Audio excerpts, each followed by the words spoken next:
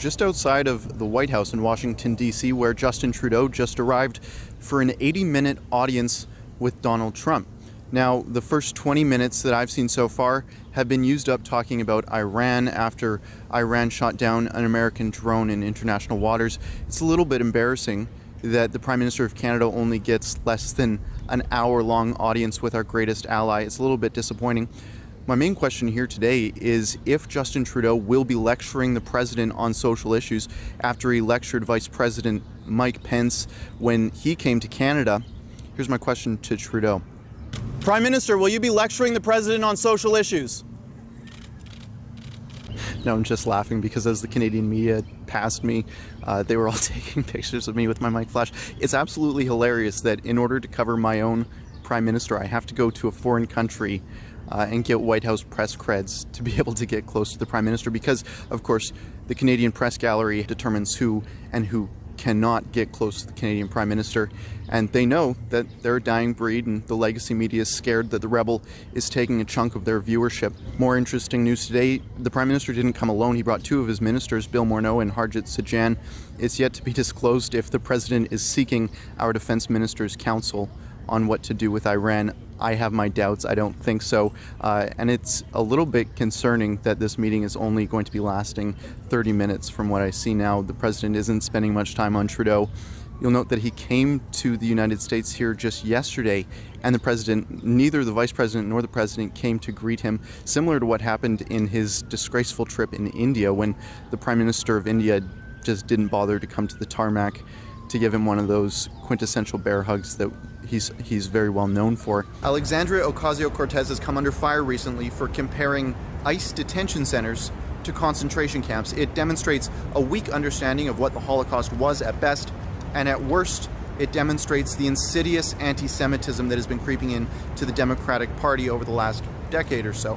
The Holocaust Museum has called on her to tone it down. Americans everywhere have been calling on her to apologize. In fact, she's doubled down on her rhetoric today. I asked her friend and colleague, Ilhan Omar, what she thought about it while I was at Congress today. Here's what she said. Hi, could I get a moment of your time? Could you tell me, do you agree with AOC that ICE is running concentration camps on the border?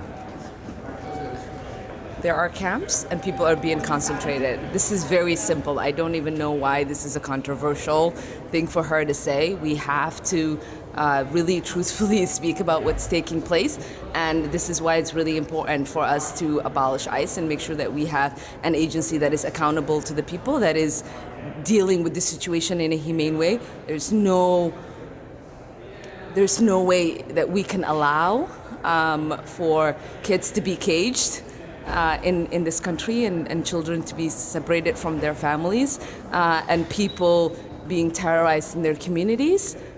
Is it fair to... We have to make sure that we are calling it out, and I am 100% with Alex. The Democratic duo are displaying unparalleled levels of anti-Semitism. You know, my boss Ezra Levant was joking when he called it the media party, but in fact, it's true, and I just confirmed it on video. A Prime Minister's office staffer stopped me from going in those doors because I have this microphone, for no other reason than that. I came to the White House, I covered Donald Trump and Trudeau appearing with him for a very brief 80 minutes. Most of that was taken up with local reporters talking about Iran, so Justin Trudeau had a pathetic amount of time with the leader of the free world. So he comes here to speak with media in a controlled environment where the Canadian Press Gallery decides who can and who cannot go and speak to the Prime Minister. Now you're saying, oh, well, the Canadian Press Gallery is an independent third-party organization. Au contraire, it's not. Listen to what this PMO staffer had to say. Good, how are you? You won't be able to come in. Okay. To the event. Why? Just because your organization is associated with white nationalism and white supremacy, and those values and views are not welcome in this place. So I'm allowed in the White House to cover a news event, and I'm not a white nationalist. I'm not a white supremacist. But you guys get to arbitrate. Has been associated with that type of behavior and rhetoric. So the White House accreditation. So the Prime Minister's office has made the unilateral decision to not let me in?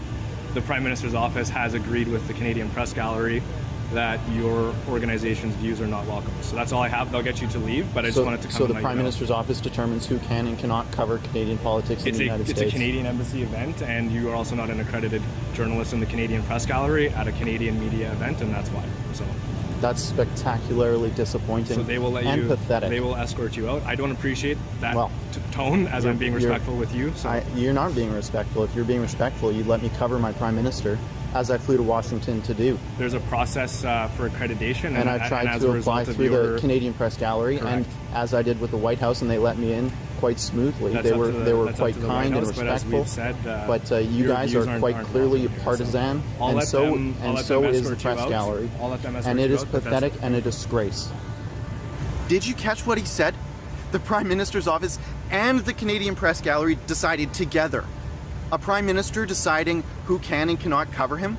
That sounds an awful lot like a dictatorship to me. There are tons of questions that Ilhan Omar needs to answer. She's avoiding the media. The mainstream media doesn't have the kahunas to actually ask her these questions. So I'm here in Washington, D.C. She has a press conference, and I'm going to ask her some questions. Let's see what she says. Ilhan, if I could get a moment of your time, could you tell me why you filed illegal tax returns in 2014 and 2015?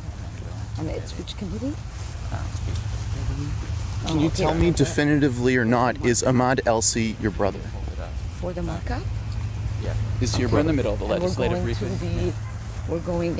Is he your brother? We're going to which one? It's Foreign Affairs.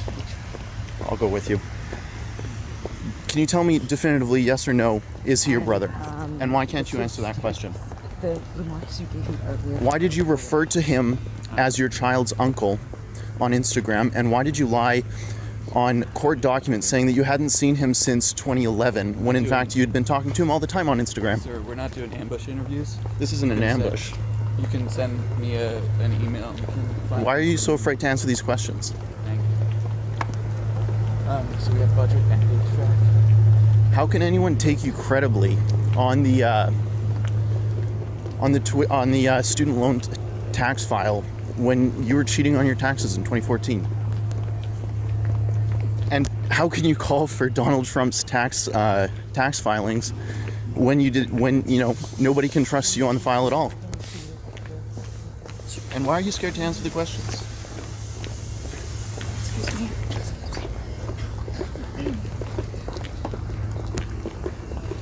What are you hiding?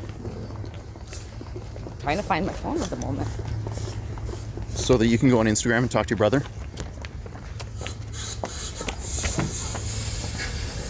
Now, I don't know why Ilhan Omar is so afraid to answer very simple questions. If I asked you, did you marry your sibling? You know what the answer to that is? No, at least it should be. I don't know why she's not answering these questions. I don't know why she's so scared. It certainly makes her look guilty on a bunch of different counts. A radical leftist and an avowed Antifa member, someone who's been photographed many times in Antifa rallies, has been shot and killed after attempting to firebomb an ICE center. Now, I'm going to ask a very simple question of any congressperson that I can find. Will they condemn Antifa and the terrorist act that we saw over the weekend? Let's see what we can get. Will you condemn the Antifa attack in Washington over the weekend? It's easy to condemn terrorism. Will you condemn it? Is it clear? Antifa firebombed a facility in Tacoma over the weekend. It's an ICE facility. Will you condemn them for that? Will you condemn Antifa for the attack in Washington? We'll be making statements. It's easy to condemn a terrorist attack. We're wondering if you'll condemn the ICE attack again, the Antifa attack against an ICE facility in Tacoma, Washington over the weekend. No? Do you condemn Antifa for their violent actions against American law enforcement? Okay, so now you're getting in the way of me walking, so I'm asking you to please back up. Sir? Do you condemn Antifa? What I'm condemning is a lack of journalistic integrity, and you're not respecting my physical space right now, and I'm going to ask you to step away. Antifa didn't respect the integrity of that building. You can give me a card and we can respond. So you're not going to condemn them? This isn't a journalistic ethics thing. I'm asking questions that CNN won't. Will you condemn Antifa? Sir, asking one more time to please scoot over. Now, these questions that I asked them were very simple, and of course they didn't really have much of an answer. Now, I waited as the committee meeting where they were going to grill Kellyanne Conway, I waited for it to conclude, and as I did, members of the media who were typically waiting outside of the doors where staff and members walk in, I saw a few heads poking out into the hallway, and after I sort of stepped into the shadows, they all sort of fled out, and I was able to ask them all the same question and kind of got the same results, but I did get an answer from one of them.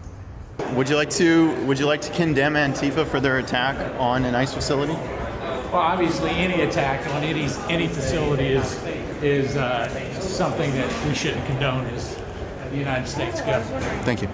Why is it so hard to condemn terrorism? Well, it's hard for the Democrats, I think, because a large part of their grassroots support, their activist support, would be alienated if they did condemn Antifa as a whole. I think that's a serious problem in American politics, and particularly in the Democratic Party. What a day here in Washington, D.C. I have fun with these trucks every single time. It's always a blast. We were at the Washington Monument, we were at Congress, we were at the White House, we were at the Trump International Hotel, and then we went to DNC HQ over the lunch hour to show them the billboard truck, to remind them exactly who they have in their caucus. They weren't very happy. They sent a security guard out to kind of threaten me. Take a look at this. Sorry, we're not trying to harass anyone. We're just, exercising our First Amendment rights, and we want to know if the DNC will condemn terrorism. So where exactly are you pumping at? No, I'm the reporter here. I'm asking questions, and I just want to know if the DNC will condemn terrorism. Do you work for the DNC or are you law enforcement? No.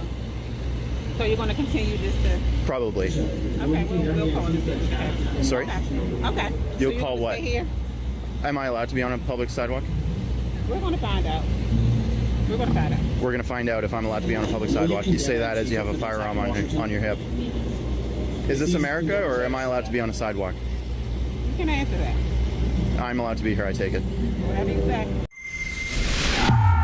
That's an excerpt from the Ezra Levant Show, which is a show I do every day. I do a monologue, interview an interesting guest, and then I read my hate mail. But you've got to subscribe to it, which you can do at premium.rebelnews.com.